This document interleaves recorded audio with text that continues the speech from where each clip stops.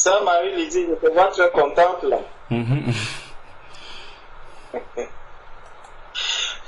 Peut-être qu'elle a traversé. Oui, mon frère, merci. Merci, que le Seigneur te bénisse abondamment.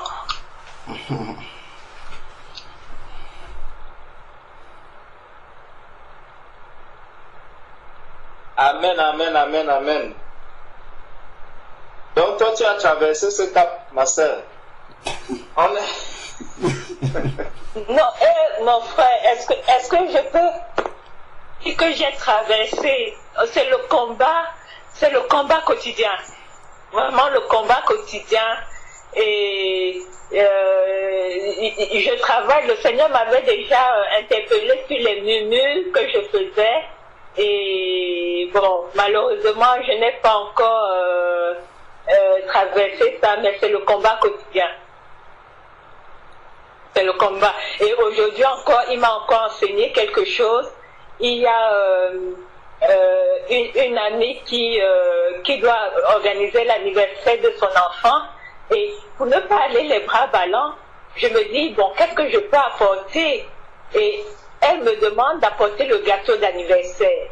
Et je dis à Christian, mais c'est quand même pas moi qui dois apporter le gâteau d'anniversaire de notre enfant, de l'enfant de quelqu'un d'autre. Et plus tard, quand il fallait choisir le gâteau, j'appelle la maman, je dis que, dis-moi, il faut prendre quel gâteau et comment est-ce qu'on pourra conserver ça. Et c'est là qu'elle nous explique la raison pour laquelle elle voulait qu'on apporte le gâteau. Et j'ai dit à Christian, vraiment, je dois cesser de murmurer. Parce que si j'avais tout simplement pris, accepté sa demande sans me poser des questions, je ne serais pas là en train de demander pardon. Et c'est lui qui me dit, tu vois, il faut apprendre à te taire. Non, je travaille sur les murmures, il faut qu'on cesse de murmurer. Gloire au Seigneur.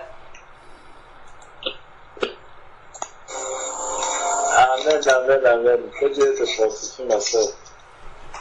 Nous travaillons tous. Amen.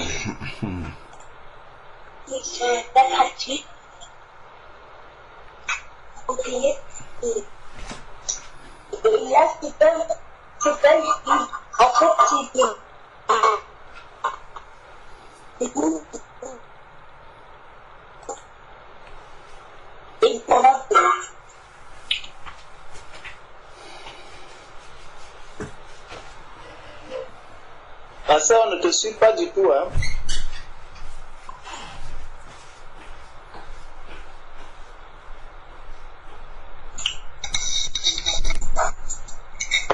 Et j'ai oublié de couper le... c'est ma fille qui me parlait.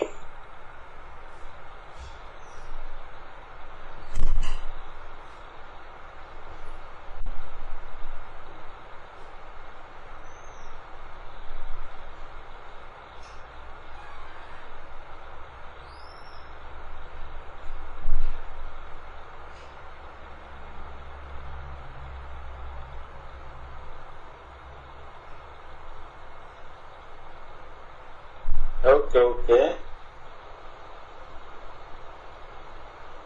Est-ce qu'il y a des sujets de prière?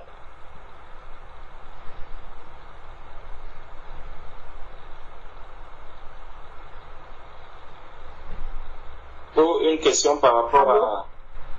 Oui. Oui, en fait, j'ai un sujet de prière pour mon papa qui a la prostate.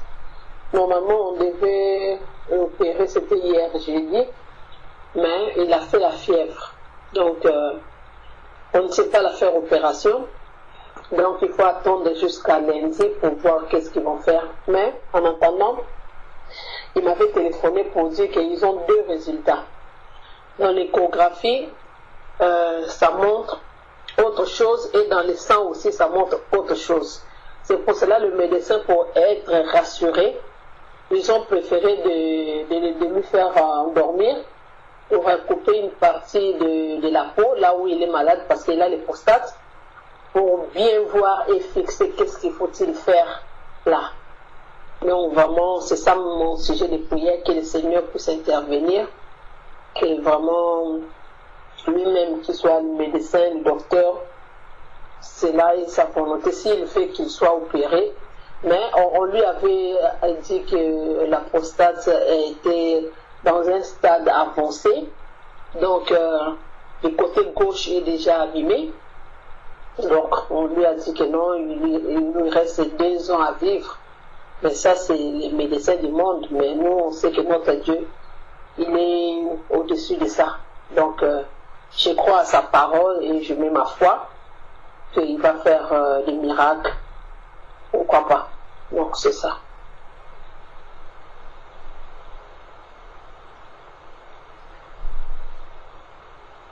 Amen. La Bible nous dit que le souffle de vie de tout être humain est dans la main du Seigneur.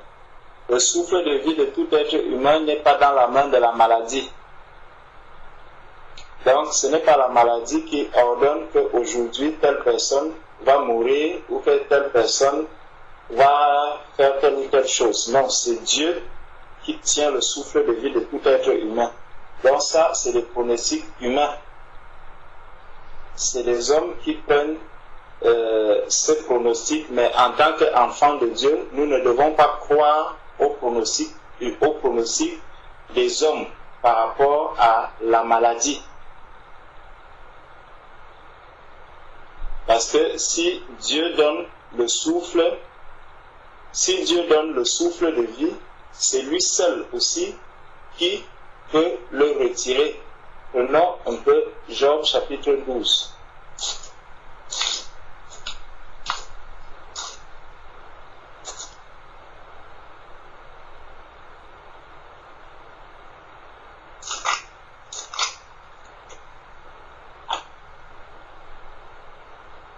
Job chapitre 12. Du verset 9 au verset 10 qui dit: qui ne connaîtrait chez eux la preuve que la main de l'Éternel a fait toutes choses. Verset 10. Il tient dans sa main l'âme de tout ce qui vit. C'est Dieu qui tient dans sa main l'âme de tout ce qui vit. Ce n'est pas une maladie. Ce n'est pas une maladie. La maladie n'a aucun pouvoir dans la vie de l'être humain.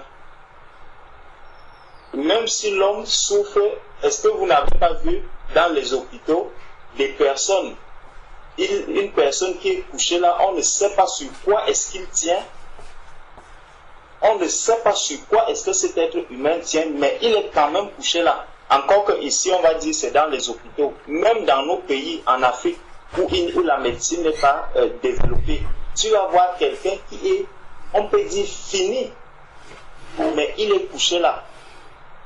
Il a encore le souffle de vie. Et tu vas voir quelqu'un qui était bien solide, bien en bon état, là, du jour au lendemain, on vient seulement vous dire que telle personne est décédée. Donc ce n'est pas par rapport à la maladie que le souffle de vie de l'être humain va partir. Non, il ne faut pas accepter cela. Aucun pouvoir n'a été donné à la maladie pour pouvoir décider du jour de la mort d'un être humain. Le départ de l'être humain de la terre, tel que Dieu, lorsque tu es arrivé sur la terre, c'est Dieu qui a décidé qu'aujourd'hui, Moran, tu entres dans le monde. De la même manière, le jour que je dois sortir du monde, c'est Dieu qui dira: Georges, aujourd'hui tu quittes la terre. Ce n'est pas la maladie. La maladie n'a aucun pouvoir, ni sur moi, ni sur toi, mon frère, ni sur toi, ma soeur, ni sur quiconque sur cette terre. Sur aucun être humain, la maladie n'a de pouvoir. C'est Dieu qui a le pouvoir de décision, de décider qu'aujourd'hui, je te retire le souffle de vie. Ce n'est pas un homme. Ce n'est pas un homme. Et c'est pour ça que Jésus avait dit, lorsque on disait à Jésus que je peux... Attends, je vais chercher pour ne pas paraphraser. Parce que souvent, on va tellement s'attacher au pronostic des humains qu'on va même mettre la puissance de Dieu, l'autorité du Seigneur de côté.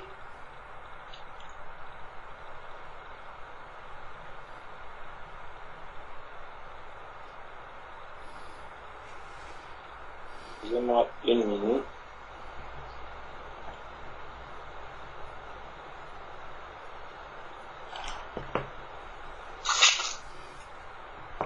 Dans Jean chapitre 10, dans Jean au chapitre 10,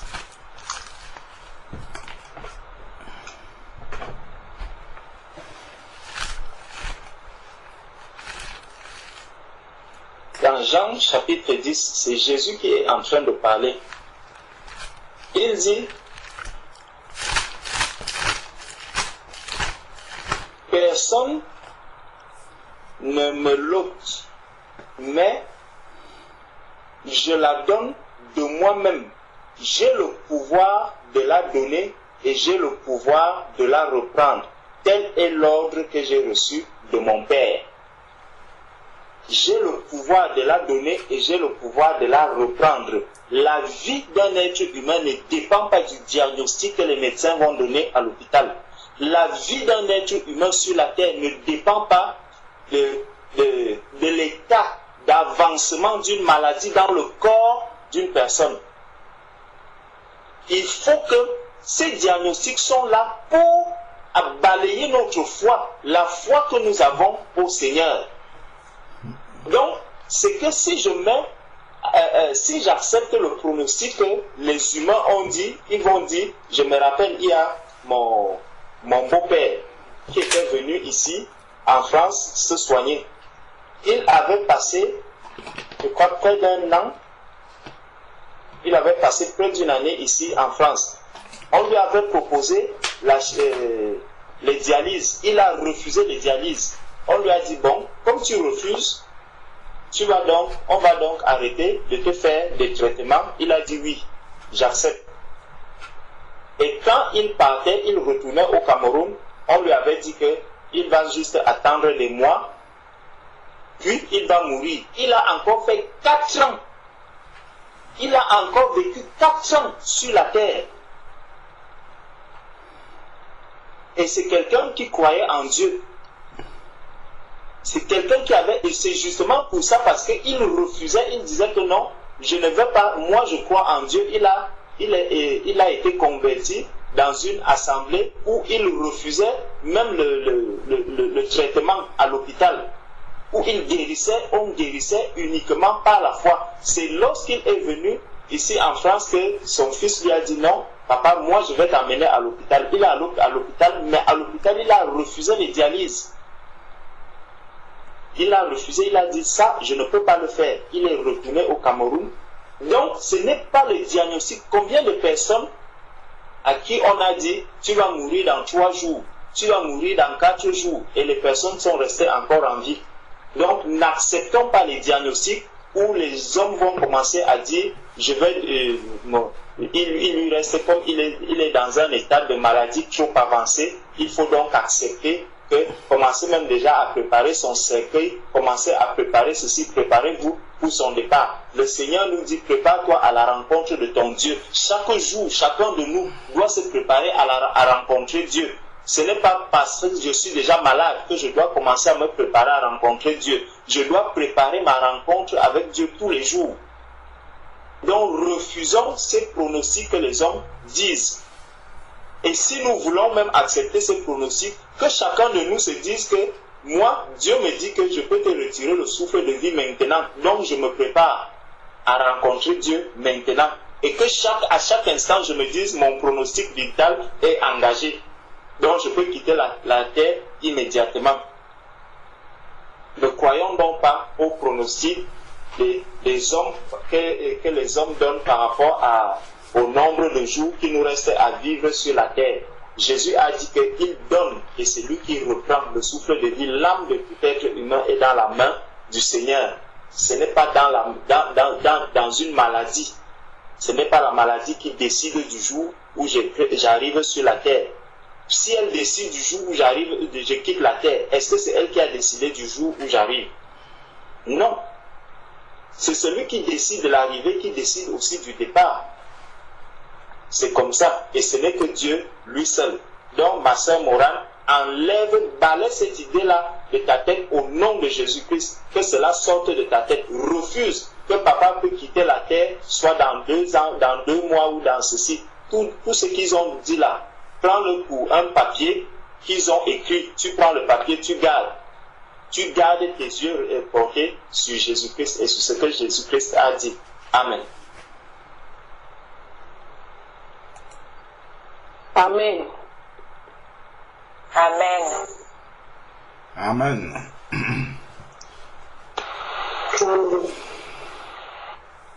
C'est vrai que nous devons faire attention sur ce sur quoi nous mettons notre foi. Parce que là où nous mettons notre foi, c'est ce qui va nous arriver. Hein. C'est vraiment important. C'est parce que les gens mettent leur foi dans les diagnostics des médecins, c'est pour ça que ça se produit toujours. Parce que quand les médecins disent ça, on dit bon ben ok, ben ils ont dit ça, on prend ça comme la parole d'évangile, comme la parole de Dieu, alors que ce n'est pas ça. On doit plutôt mettre la foi dans la parole de Dieu telle que le frère est en train de dire. Mais quand le médecin va parler, on va dire ah bon c'est prouvé scientifiquement, c'est comme ça, bon donc on va seulement se mettre à attendre. Et effectivement, ben, comme on a eu la foi dans ça, ben, c'est ce qui va arriver. Alors que si, au nom de Jésus, à l'instant où on entend ça, on commence à chasser l'esprit de mort, parce que ça c'est vraiment le diable qui vient avec ça. On commence à chasser l'esprit de mort, on ne lui laisse aucune occasion, on détruit la maladie, et puis voilà. Là, la maladie elle-même va reculer et elle va regretter pourquoi c'est là-bas qu'elle est venue taper. Amen. Amen. Seigneur, éternel Père, moi j'ai plutôt une autre, je vais dire une autre façon. Moi je ne sais pas si elle est correcte. Moi plutôt je me dis, j'abandonne le diagnostic des sangs entre les mains du Seigneur et ma prière que ta volonté soit faite. Si tu guéris, gloire au Seigneur. Si c'est la mort, gloire au Seigneur. Parce que on ne peut pas, je ne peux pas aller contre la volonté du Seigneur. Donc que ce soit positif pour moi ou négatif, je vais dire pour ma chair. Moi je dis toujours que la volonté du Seigneur soit faite. Gloire au Seigneur. Amen. Alors, fais le prix. Après, on va revenir là-dessus. Amen, amen, amen. Père éternel Dieu, nous te bénissons de ce que tu es vivant et de ce que, Père, c'est toi qui tiens le souffle de vie de tout être humain. Éternel Dieu, merci parce que ta parole est la vérité. Éternel, tu as l'autorité sur toutes choses sur la terre. Et tu nous as donné le pouvoir, Seigneur Dieu, de guérir les malades. Seigneur, le nom de Jésus que nous invoquons, ta parole nous dit que c'est le nom au-dessus de tout nom. Et devant le nom de Jésus, tout genou fléchit. Connaissant le pouvoir dans le nom de Jésus, j'ordonne maintenant à la prostate qui est dans le corps, papa de notre sœur Morane, que cette prostate sorte maintenant, qu'elle libère le corps de papa, qu'elle libère la prostate, sort, tu libères ce corps, tu n'as aucune place dans le corps de papa. Prostate, consumons la prostate maintenant. C'est alléluia, tu connais bien le pouvoir qu'il y a dans ce nom de Jésus. Prostate, tu ne pourras pas résister devant la puissance de ce nom. C'est le nom au-dessus de tout nom. C'est ce nom de Jésus qui est invoqué maintenant. Avec toi, prostate, tu libères le corps de papa. Que tout diagnostic que les hommes ont fait. Ce cassons diagnostic, cela. nous l'anéantissons au nom de Détruisons Jésus. ça au Il nom n'aura de Jésus. aucun pouvoir dans la vie de papa. Parce que papa va continuer à vivre. Parce que papa est appelé à servir, à confesser Jésus comme Seigneur et Sauveur. Pour ça, tu vas libérer ce corps. Papa se mettra sur ses pieds. Il va marcher et il va témoigner que c'est Jésus-Christ qui l'a dit. Alléluia, Seigneur. Au nom de Jésus, nous ordonnons Satan. Satan, tu ne pourras pas faire quoi que ce soit dans le corps de papa. Tu ne pourras pas résister dans le corps de papa. Tu vas libérer le corps de papa, de la tête jusqu'aux pieds. Toute douleur que papa ressent, nous l'arrêtons maintenant au nom de Jésus. Et nous ordonnons la guérison complète. Amen. Que toute la gloire revienne à Jésus. Seigneur. Au nom de Jésus, nous avons prié. Amen. Alléluia. Amen.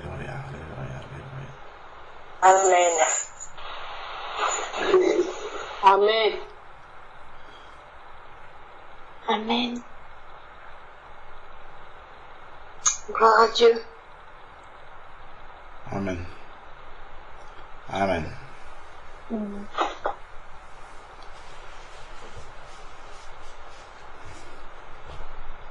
Alors, la manière dont la sœur Marie-Lydie a dit qu'elle prenait les choses, est-ce que c'est conforme à la parole de Dieu?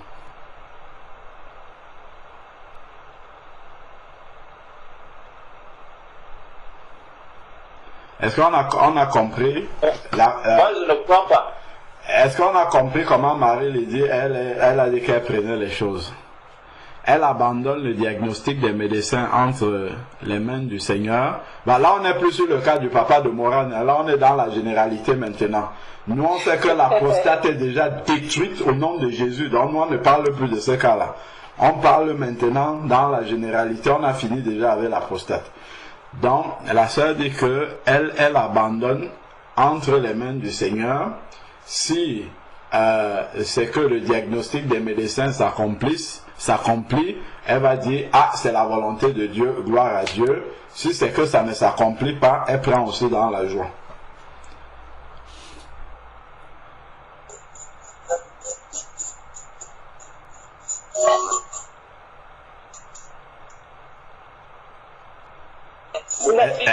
C'est pas que j'accepte de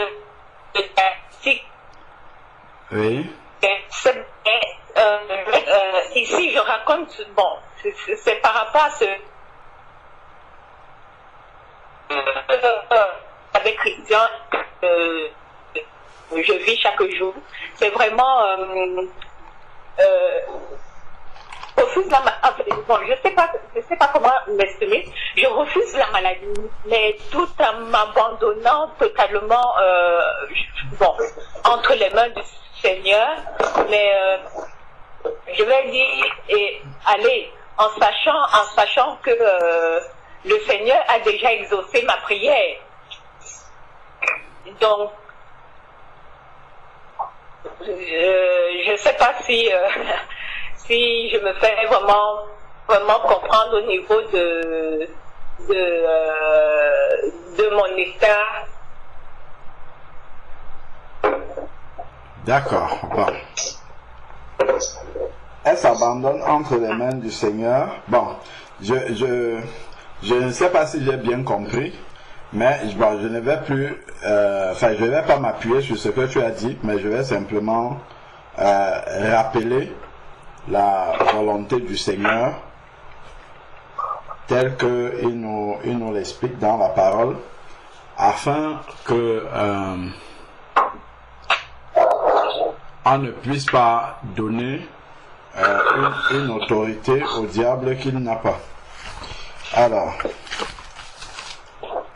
si nous regardons dans le livre de Pierre, il nous parlait.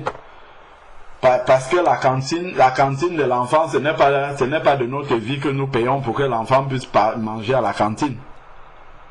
Là, en fait, ici, rendons-nous compte à quel point, en fait, le cœur de Dieu peut être meurtri. C'est-à-dire qu'il a donné son Fils unique pour que les gens soient guéris, mais les gens meurent de maladie. Je ne sais pas si on voit un peu, c'est-à-dire que tu as payé la cantine pour que ton enfant puisse être à l'abri de la famine à midi, mais ton enfant a tellement faim que ton enfant finit par mourir de faim, alors que tu as payé la cantine. Est-ce que là même encore, si ça arrive même à un enfant de Dieu, est-ce qu'il va même encore se souvenir que Jésus a dit que si on te gifle à gauche, montre la droite? Est-ce que tu ne vas pas aller porter plainte à l'école? On va aller porter plainte même à l'école s'il le faut. Comment je peux avoir payé la cantine et mon enfant vient à la cantine, il ne mange pas, on ne lui donne pas à manger jusqu'à ce qu'il ait des carences alimentaires au point de mourir. Donc, quand nous disons que ça pourrait être la volonté de Dieu de laisser quelqu'un qui est malade mourir, c'est ça que nous sommes en train de dire. C'est-à-dire que tu pars, tu payes la cantine, l'enfant ne mange pas, elle revient à la maison, elle te dit, maman, je n'ai pas mangé. Tu dis, ah, c'est bon, ça ne fait rien. Reste là. Et après, quand l'enfant meurt, tu dis, bon, ok, bon, c'est pas grave, j'avais payé quand même pour la cantine, mais l'enfant est mort quand même, ne mangeant pas à la cantine, c'est pas grave. C'est comme ça que nous comprenons les choses. Je ne sais pas si nous voyons un peu. C'est que ce que le Seigneur a fait, l'œuvre de la croix, en fait, nous ne la comprenons pas bien. On ne comprend pas bien ce que le Seigneur a fait. Et comment on n'entre pas dans ces promesses-là, et on se dit que ça peut être la volonté de Dieu qu'on n'entre pas dans ces promesses-là. C'est vraiment ce qui se passe. Le Seigneur sait que les hommes vont être malades parce qu'il y a des malédictions là dans l'Ancien Testament par rapport à la maladie. Le Seigneur est venu, il a détruit cette maladie-là à la croix, ces maladies-là, il a détruit ça à la croix, en portant dans son corps. C'est-à-dire qu'il y a eu le prix, ce n'était pas l'argent, c'est la souffrance de son corps. On parle des meurtrissures, c'est-à-dire que son corps a été déchiqueté pour que les hommes soient guéris. Et à la fin, les hommes ne sont pas guéris. Donc voilà pourquoi le Saint-Esprit avait parlé à travers la bouche d'un serviteur de Dieu qui priait pour les malades. Et Dieu avait parlé à ce serviteur-là qui priait pour les personnes malades. Et après, il s'est découragé, il ne voulait plus prier parce que quand il évangélisait ces personnes-là, les personnes n'écoutaient pas. Les personnes ne voulaient pas, n'étaient pas sensibles n'étaient pas sensibles à l'évangile du Seigneur. Et lui, il va commencer à murmurer, comme on disait, murmurer en pensant que nous sommes dans notre droit de murmurer. Murmure devant le Seigneur en disant, Seigneur, pourquoi je dois même prier pour eux pour qu'ils reçoivent la guérison? Regarde, ils rejettent l'évangile, ils ne veulent même pas t'accepter et ils ne vont même pas t'accepter. Pourquoi est-ce que je dois prier pour eux? Autant mieux qu'ils meurent même de maladie. C'est bon, c'est leur châtiment. Et qu'est-ce que le Seigneur va dire à ce serviteur de Dieu-là? Au lieu que le Seigneur, nous, dans notre logique, nous, on aurait dit, mais c'est bien fait. Comment ils peuvent rejeter la parole de Dieu? C'est bien fait, ils méritent de mourir de maladie. Mais Dieu dit à ce serviteur-là, tu vas te lever et tu vas aller continuer à prier pour qu'il soit guéri. Non pas parce qu'ils sont bons et qu'ils méritent la guérison, mais parce que mon fils Jésus-Christ mérite ce pourquoi il est mort. S'il est mort à la croix et qu'il a pris dans ses meurtrissures les maladies des hommes, il faut que les maladies soient guéries. Il faut que les hommes reçoivent la guérison parce que mon fils a été flagellé dans son corps jusqu'à la mort à cause de ces maladies-là. Donc il ne faudrait pas que le sacrifice de Christ soit vain à la croix. Donc ça ne peut pas être la volonté de Dieu que quelqu'un meure de maladie, tout comme ça ne peut pas être la volonté de Dieu que quelqu'un meure sans être sauvé. Ça ne peut jamais être la volonté de Dieu, puisque c'est écrit que Dieu veut que tous les hommes soient sauvés. Évidemment, tous ne le sont pas, mais ce n'est pas la volonté de Dieu. Dieu, lui, n'est pas là-dedans. Lui, il a tout fait pour que les hommes soient sauvés. Et après, s'ils ne sont pas sauvés, ça, c'est eux-mêmes maintenant qui ont refusé. De la même manière avec la maladie, le Seigneur a pourvu, c'est écrit ici, nous sommes guéris. dans les meurtrissures, c'est par ces meurtrissures que nous sommes guéris. Pour lui, la chose, elle est faite. Si maintenant nous mourons de maladie, ça, ce n'est pas la faute du Seigneur, ça. Lui, il a pourvu, il a payé. Mais quand on paye à la cantine, il faut au moins que l'enfant aille se présenter et demande son assiette pour manger. Si l'enfant ne va pas se présenter là-bas, elle ne risque pas de manger à la cantine. Et les conséquences peuvent en être que l'enfant va souffrir de carences alimentaires et il peut avoir des conséquences plus dramatiques. Donc effectivement, le Seigneur, lui, l'a pourvu. Si maintenant les hommes ne manifestent pas la foi d'aller prendre ce pourquoi le Seigneur a pourvu, ils n'entreront pas dans cette promesse-là. Et c'est là où nous on a un problème. On a le problème du fait qu'on ne sait pas comment aller recevoir, on ne manifeste pas la foi nécessaire pour aller recevoir ce qui a déjà été payé. Donc le problème, ce n'est pas Dieu. C'est un peu comme si l'enfant revient à la maison. Donc, comme on disait tout à l'heure que je ne sais pas. Bon, je n'ai pas envie de dire ce que tu n'as pas dit, donc je préfère ne pas dire. Donc, je prends plutôt de manière générale, si quelqu'un dit, ah, c'est la volonté de Dieu, il est malade, c'est la volonté de Dieu, ou bien il est mort de maladie, c'est la volonté de Dieu, c'est un peu comme dire que le Seigneur a... Enfin, le parent, plutôt revenons sur ce cas-là, parce que c'est plus simple à comprendre. Le parent a payé la cantine, mais c'est quand même sa volonté que l'enfant ne mange pas à la cantine. C'est totalement contradictoire. Si le parent veut que l'enfant ne mange pas à la cantine, c'est plutôt des économies pour lui de ne pas aller payer la cantine. Donc ça aurait économisé la vie de Jésus-Christ, plutôt que le Père voit son Fils mourir à la croix comme ça, de manière entre les mains des impies, entre les mains des... Le Père aurait préféré éviter ça. Que Christ soit là à dire, Père, pourquoi m'as-tu abandonné? Qu'il soit dans le jardin de Gethsemane, en train de sangloter, en train de prier, Père, si ce couple-là pouvait s'éloigner de moi, non pas ma volonté, mais la tienne, 3 fois de suite comme ça. Si le Père pouvait éviter ça, c'est ce qu'il aurait fait. Si c'était possible que ça soit évité.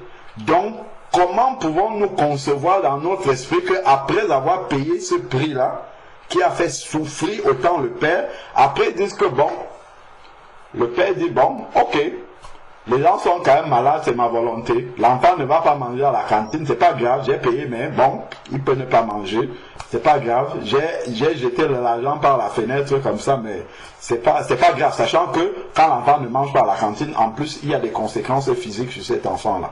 C'est un peu le raisonnement que nous avons. C'est pour nous amener à voir comment nous concevons les choses. Si dans notre logique humaine, en prenant l'exemple de la cantine, nous ne pouvons pas concevoir une telle chose, qu'un parent ait payé la cantine et l'enfant n'aille pas manger à la cantine et le parent se réjouit, ou bien le parent accepte, ou bien que c'est sa volonté que l'enfant n'aille pas manger à la cantine alors qu'il a payé d'avance tous les jours du mois. Si un parent humain ne peut pas accepter ça, je vois mal le Seigneur en train d'accepter qu'on n'entre pas en possession de ce pourquoi il a payé ce qu'il avait de plus cher.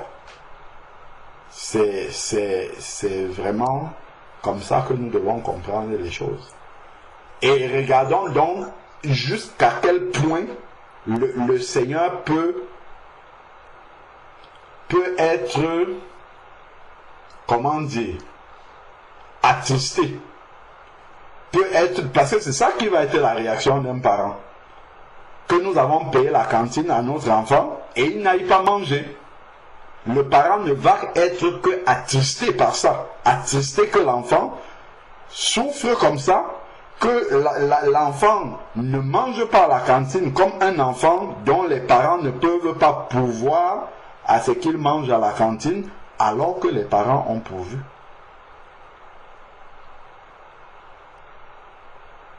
C'est ça vraiment déjà que nous devons comprendre. Ça nous aide en fait à bousculer les forteresses que nous avons dans notre esprit et nous dire que non, Dieu n'est pas comme ça, ce n'est pas possible. Si nous parents, nous ne sommes pas comme ça, Dieu ne peut pas non plus accepter une telle chose. Donc le problème n'est pas chez Dieu, le problème c'est chez nous. c'est d'aller recevoir cette guérison-là. Ça ne peut pas venir de Dieu, il ne peut pas pouvoir pour quelque chose et vouloir le contraire, en fait.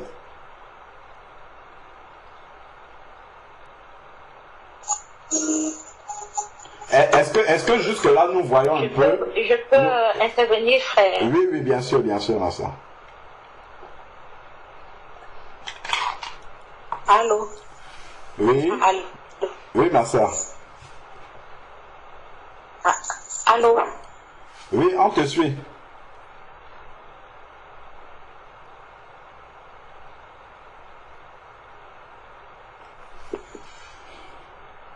Allô, vous m'entendez? Oui, très bien, très bien.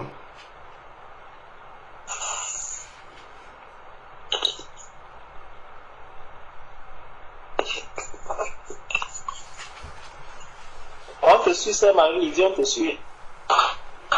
Ah, c'est ma connexion qui est mauvaise alors. En fait, ce n'est pas que... Je ne dis pas qu'il faut accepter la... Et comme on dit aussi dans la parole, tout ce que vous demandez, sachez que vous l'avez déjà reçu. Fléchis les genoux et...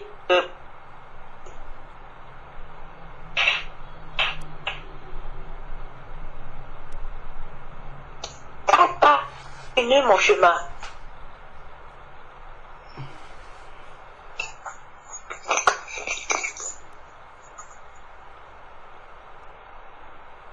Frère Alain? Oui, en fait, ça coupe, on ne comprend pas. Donc, je n'ai pas suivi toute la phrase. Bon. On a juste entendu que ce n'est pas que tu acceptes la maladie, tu n'acceptes pas la maladie, c'est ce que moi j'ai compris. Après, je ne sais pas s'il y a une suite. Oui. En fait, ce que je dis, c'est que là, vous m'entendez? En fait, ce que je dis, ce n'est pas que j'accepte la maladie, mais comme le Seigneur dit dans la parole, ce que vous demandez, sachez que vous l'avez déjà reçu. Donc, je fléchis le genou pour prier, mais tout en sachant que la guérison que j'ai demandée, je l'ai déjà reçue, donc je ne m'attarde plus sur la guérison, sur la maladie, mais tout en continuant à prier, à chasser la maladie. D'accord, ça on est tous d'accord là-dessus.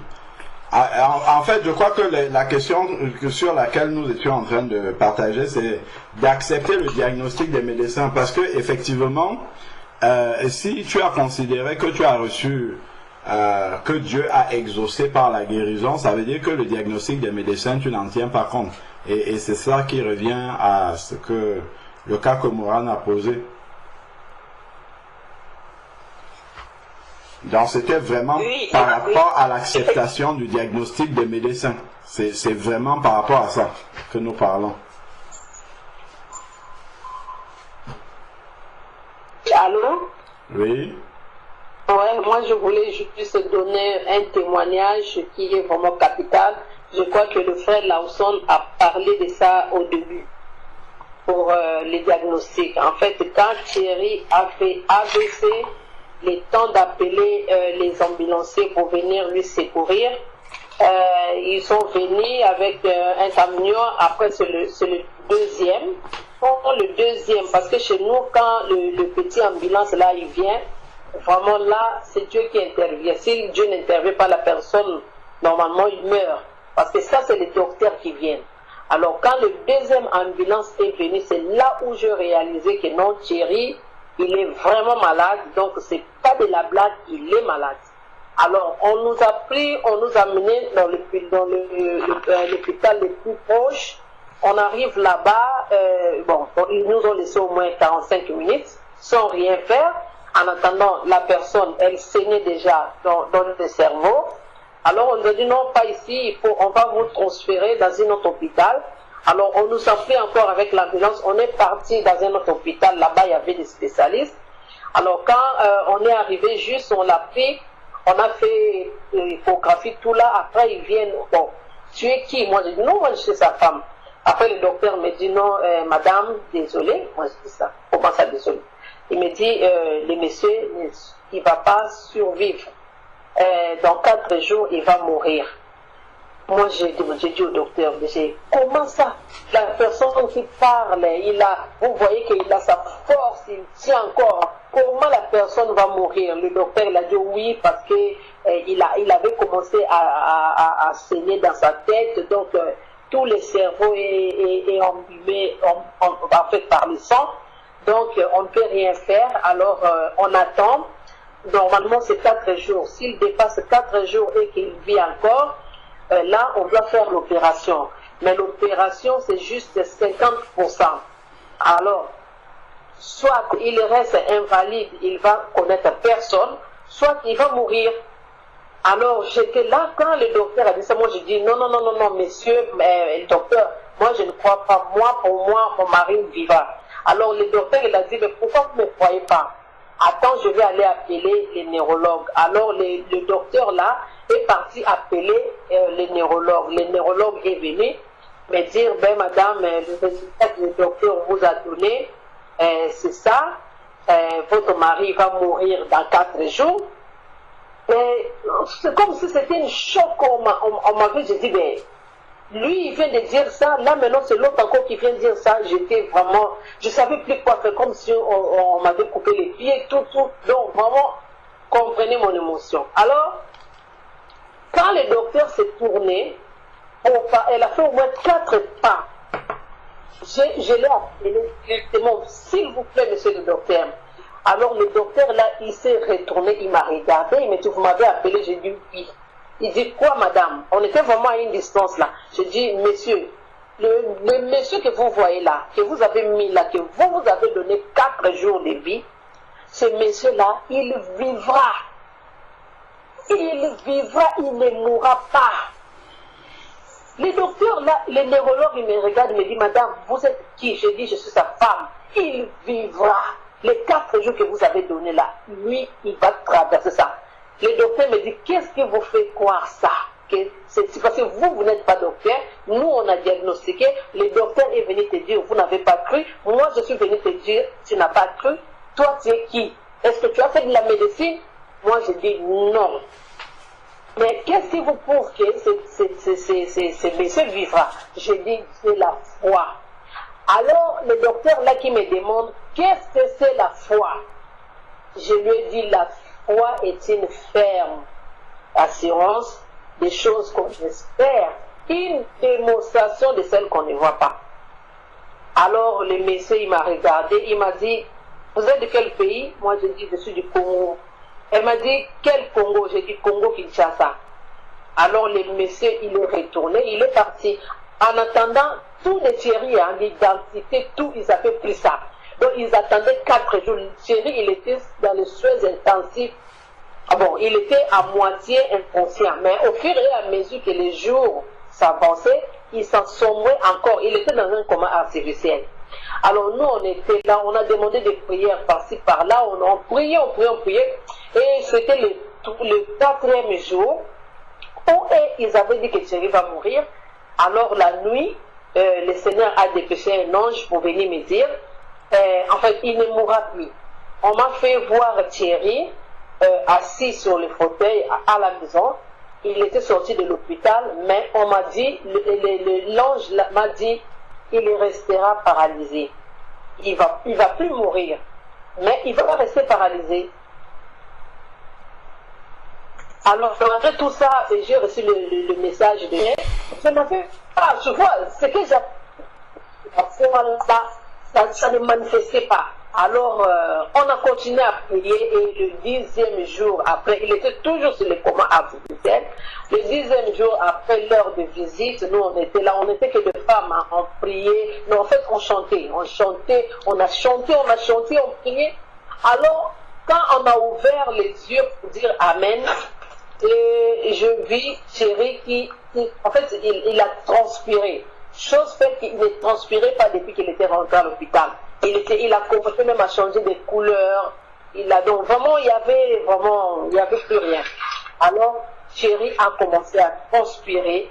J'ai dit aux femmes qui étaient avec moi, Thierry est guéri. Oh, qu'est-ce qui te fait voir que Thierry est guéri? Moi, j'ai dit, il a transpiré. Alors nous, on est rentré à la maison. Le lendemain, on vient, on a tout enlevé, on a enlevé tout. Thierry est réveillé, comme si quelqu'un qui dormait, et il est réveillé. Alors vraiment, c'est un témoignage que je vis avec. Donc c'est ça. Donc Dieu, les diagnostics des médecins, comme le frère Alain il a dit, on ne peut pas accepter ça. Moi-même aussi, sur un témoignage, j'avais fait la tension parce que bon, j'étais, maintenant je suis plus, j'étais hyper tendue. Alors la tension est arrivée jusqu'à 25. En partant à l'hôpital, ils ont diagnostiqué que j'allais faire AVC. Tout était préparé pour qu'ils puissent intervenir. Tout. Mais moi, j'avais prié, j'ai dit à Dieu, éloigne-moi ça. J'ai fait voir à Dieu, regarde le mari que tu m'as donné. Parce que moi aussi, j'allais faire l'AVC à la même côté que Thierry l'a fait. Alors j'ai dit, Seigneur, si tu laisses 2 personnes de faire AVC, là, ils vont demander quel Dieu moi je fais. Alors ça, j'avais la foi, j'ai prié, et le matin, les infirmiers sont venus, ils étaient tous étonnés. Ils criaient, waouh, on ne sait pas quel miracle. Moi, j'ai dit, oui, c'est le miracle. Alors, jusqu'aujourd'hui, c'est parti, je ne suis plus là. Donc, il y a vraiment beaucoup de choses. La diabète, on avait diagnostiqué, il n'y a pas de... Là, je me sens bien. C'est aussi... Amen. Amen. Gloire à Dieu. Gloire à Dieu. Amen. Wow.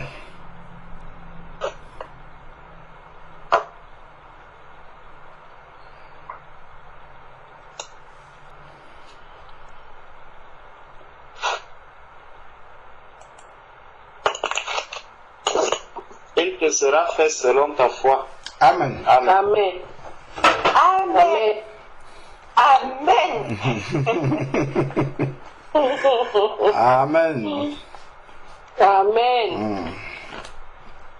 Amen.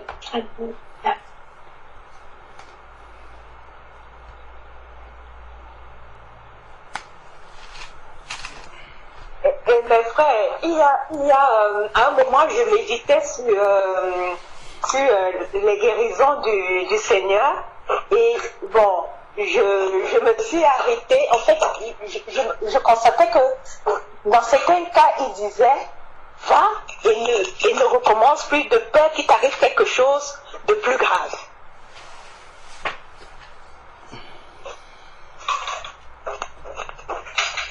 Allô, est-ce que vous m'entendez? Très bien. Ah oui. Donc moi vraiment je dis toujours Amen Seigneur, et vraiment je vais exhorter tout le monde à rester sur son chemin, ce chemin étroit là, quelles que soient les circonstances, et garder les yeux rivés sur Jésus-Christ. Amen. Alléluia. Amen.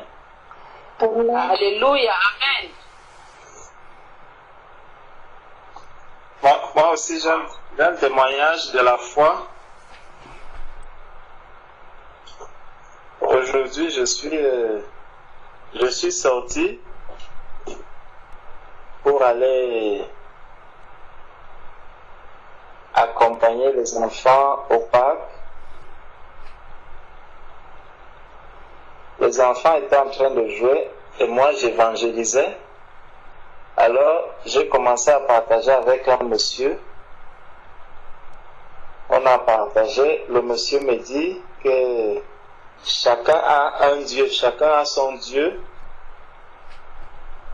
Je lui dis, ah bon? Il me dit oui. Je lui demande donc, mais comment est-ce que chacun ayant son Dieu, nos dieux arrivent à s'entendre autant au point d'harmoniser tout ce qui se passe sur la terre? Ça veut dire que ton Dieu, par exemple, accepte qu'au même moment, la nuit tombe que mon Dieu.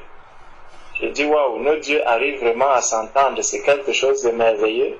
Et au fur et à mesure où on avançait dans le partage, il a fini par comprendre que en réalité, l'idée qu'il avait au départ ne tenait pas.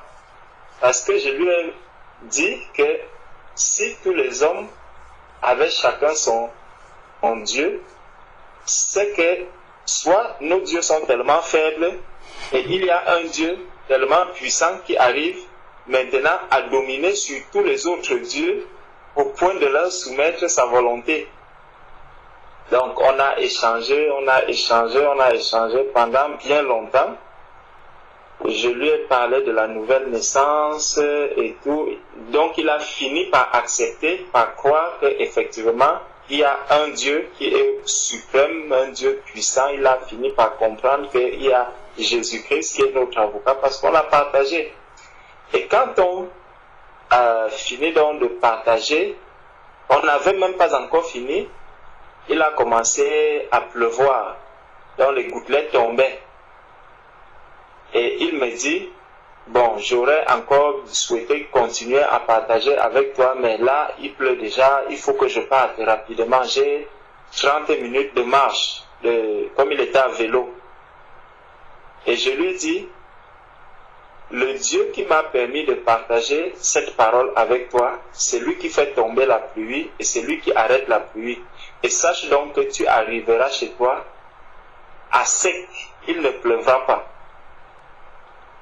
Il me dit, mais je vous dis que je suis à 30 minutes d'ici, et il commence déjà à pleuvoir. Je lui ai dit, moi aussi je vous dis que le Dieu tout-puissant que moi, je sais, et c'est de ce Dieu-là que je te parlais, et je vais te prouver que c'est le Dieu puissant qui régule toutes choses. Donc cette pluie, elle va s'arrêter, elle ne tombera plus.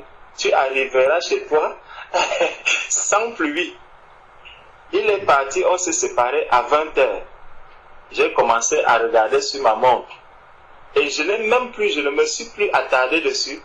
J'ai dit, en tout cas, si cet homme veut croire que je lui ai prêché le vrai Dieu et veut le voir de ses propres yeux, il va le voir aujourd'hui. Le monsieur est parti jusqu'à 21h. Il ne pleuvait même pas. Donc le monsieur est bien rentré, il est arrivé chez lui pour nous dire que déjà dès que j'ai fini de lui dire ça, la pluie s'est arrêtée. D'abord, la pluie s'est arrêtée, il est parti jusqu'à 21h, aucune gouttelette n'est encore tombée. Donc, croyons que Dieu est le Dieu de miracles et il peut tout. Élie a arrêté la pluie, nous aussi nous pouvons arrêter cette pluie. Que Dieu nous bénisse tous. Amen. Amen, amen. Amen. Amen. Amen. Amen.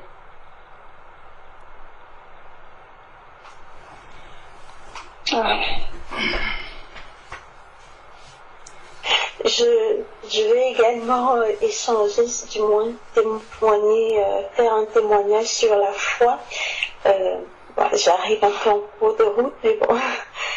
En fait, lorsque je me déplaçais la dernière fois, déjà quand j'étais allée voir ma soeur le mois dernier, j'ai un GPS qui me causait énormément de soucis parce que au départ je croyais que c'était dû à la chaleur.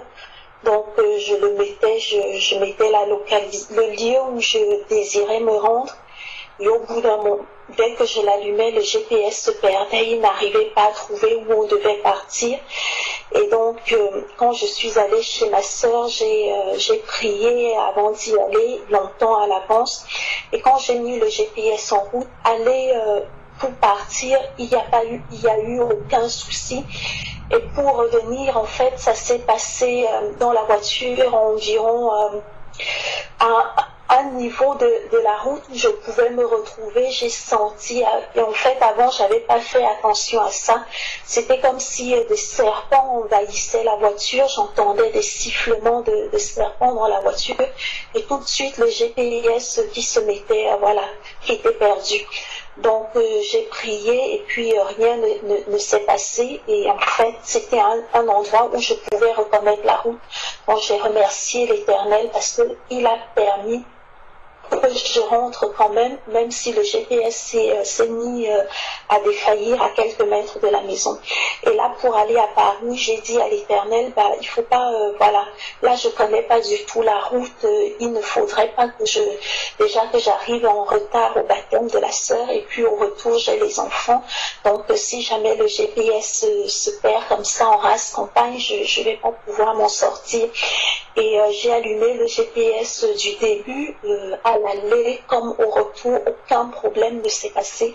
J'en avais échangé avec ma sœur et je remercie vraiment l'Éternel parce que du coup j'avais des voix qui me disaient non, prépare le téléphone, imprime le plan ou prends ta tablette, voilà, comme ça tu auras quelque chose de ce coup. J'ai dit non, je fais totalement confiance à Dieu, je vais prier, c'est lui qui va assurer ces déplacements à l'aller comme au retour, et rien, voilà, tout s'est passé, le GPS n'a eu aucun souci à l'aller comme au retour, donc je rends vraiment gloire à l'Éternel pour cela. Amen, amen, amen, amen. Amen. Gloire à Dieu. Amen. Amen. Le Seigneur est vivant. Ma sœur, Amen. le jour où le GPS s'arrête, même continue à louer le Seigneur et roule seulement. Le Seigneur, tu vas te retrouver chez toi sans le savoir. Roule seulement en louant le Seigneur. Amen. Amen.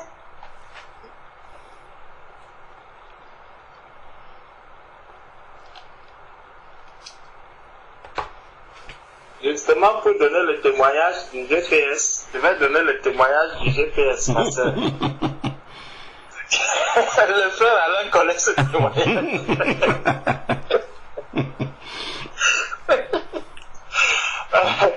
Ma soeur, j'avais prié le Seigneur en lui disant que Seigneur, je veux une voiture. Le Seigneur a pourvu à l'argent. La voiture était à près de 600 km de Paris. J'ai pris la voiture, je suis parti. Ma soeur, quand j'arrive maintenant, je prends la voiture, j'essaye, j'ai préparé mon GPS, tout. J'arrive, je mets l'allume-cigare, rien. Pas 600 km, c'était à près de 6 heures. 6 heures, c'était à 6 heures de Paris. Là, et dans un village loin. Je mets maintenant le GPS. Je suis parti après le boulot. C'est après le boulot que j'avais pris la voiture. J'ai pris un Blablacar. Je suis arrivé jusque là vers les minuit, 1 heure pour acheter la voiture. Et je devais retourner sur Paris parce qu'il y avait un baptême le lendemain.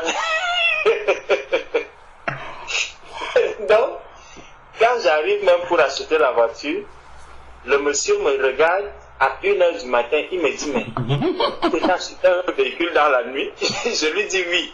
Il me dit, vous êtes sérieux? Je dis, effectivement, je suis venu, j'ai prié Dieu et je vais prendre ce véhicule. Il me dit, mais vous ne regardez même pas le véhicule? Je lui dis non.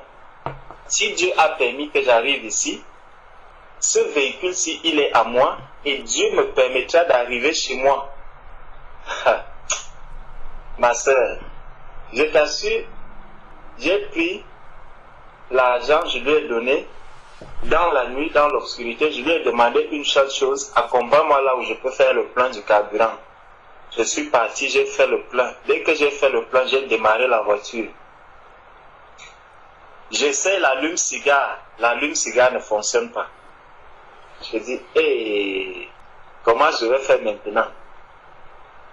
J'essaye, rien. J'ai pris mon téléphone. Il y avait le GPS dedans. Je mets le téléphone. Ma soeur, quand tu mets le GPS sur le téléphone, la batterie, elle s'épuise. Déjà que mon téléphone n'était plus plein. Parce que je suis parti du boulot et tout le temps que j'ai fait pour y arriver déjà et tous les causeries et tout. Donc mon téléphone était déjà bien avancé, la batterie était déjà bien usée. Je démarre dans la voiture. Je roule. C'était dans la forêt, ma soeur. Dans la forêt. Je roule. Je suis dans les champs. Je vois le téléphone qui commence à signaler. Je dis, ah Seigneur, je vais faire comment ici? Ce n'était pas dans une route goudronnée. Donc il n'y a aucun panneau qui me conduit que vers une route et tout. Aucun panneau dans les villages. J'arrête d'abord la voiture, je me mets encore à prier, je prie, je finis de prier. Quand je démarre la voiture comme ça, je roule encore un peu, le GPS s'éteint, j'ai dit, ok Seigneur, c'est toi mon GPS maintenant. Je n'ai plus une autre issue. J'ai commencé à rouler, j'allais tout droit seulement, j'avançais. Ma soeur, à peine dès que j'ai traversé l'endroit où j'étais, j'ai seulement vu une plaque, tout. Et ça me conduisait vers sur le goudron. Donc l'autoroute était juste devant. Alors que j'évitais l'autoroute, parce que je ne voulais pas payer l'autoroute.